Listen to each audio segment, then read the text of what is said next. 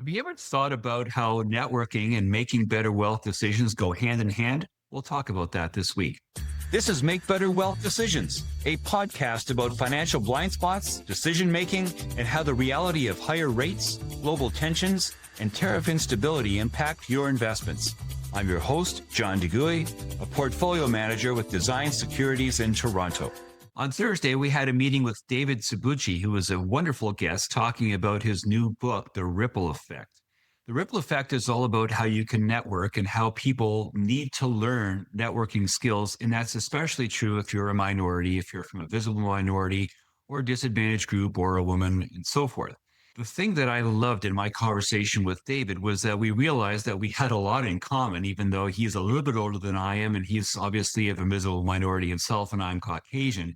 But beyond that, it seems as though his life story and my life story were very, very similar. The lesson that we learned, and this is something that I cannot stress enough, is that it's important that you be helpful, that you be optimistic, and that you look for opportunities to add value, to give back to your community, because that's the most obvious way to engage in networking. You should be an optimist. You should think positively of what the future is. And that's different, as I have mentioned many times before, from optimism bias. Optimism bias is where you think that bad things might happen, but they're not going to happen to you. Optimism in general, leaving the bias aside, is a positive outlook on life where you want the world to be better. And even though I rail against optimism bias, I very much consider myself to be an optimist. So one of the things that we talked about with David is how you can find ways to give back. And that usually means joining organizations. You can volunteer politically, which we talked about, but oftentimes you can join a fraternity, which is something I did. I'm not so sure if David did or not, but you can also join local community groups, the Knights of Columbus, the Lions Club, the Rotary Club, what have you, where you engage in hopefully making the community better, but along the way, you meet people, and the people you meet are likely to be also people who care, people who are of like mind, and people that you might want to have as friends. And then once you start widening your scope in terms of who you have as friends, you can pick and choose who you wish to align with for business opportunities, for getting a connection to someone that you want to be introduced to maybe put a sales pitch forward at that point.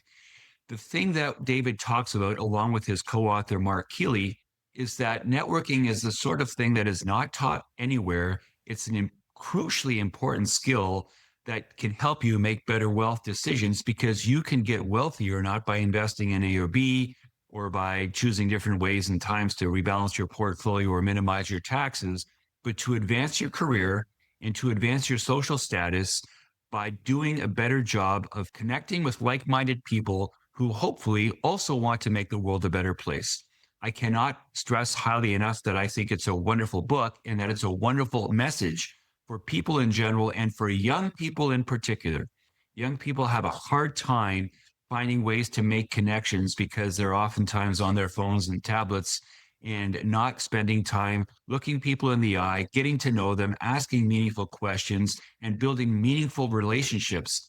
That is something that I think is lacking in 2025, that a lot of people a generation or two ago had no choice but to engage in. And people these days have a chance to recoil and withdraw from society and whatever they can do in terms of their academics and other extracurricular pursuits. If you're not meeting people and talking to them and getting to know them and finding how you can help, you're missing the opportunity for them to naturally, out of just human nature, wanting to reciprocate and wanting to help you in return.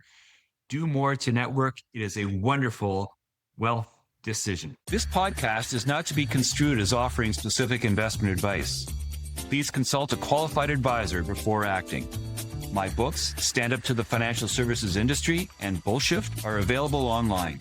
If you'd like to meet to discuss how the topics in this podcast affect you directly, please visit my website.